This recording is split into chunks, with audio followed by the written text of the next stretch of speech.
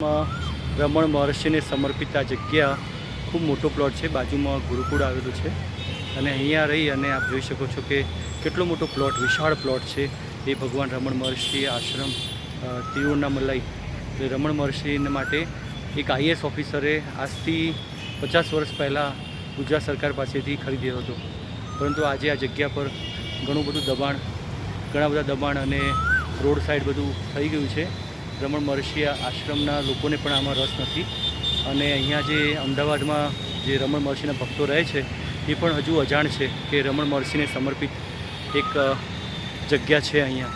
તો મારી બધા નમ્ર વિનંતી કે આ ગુરુકુળ, અમદાવાદ મેમનગર પાસે આવેલું ગુરુકુળ અને ડ્રાઇવિંગ જતા જે પ્લોટ છે, વિશાળ પ્લોટ, એ ભગવાન રમણ મહર્ષિના ભક્તોનો જ છે અને આ પ્લોટ હજુ પણ બચી શકે એમ છે। બધામાં ભગવાન રમણ મહર્ષિને યાદ કરી અને પ્રવૃત્તિ કરે।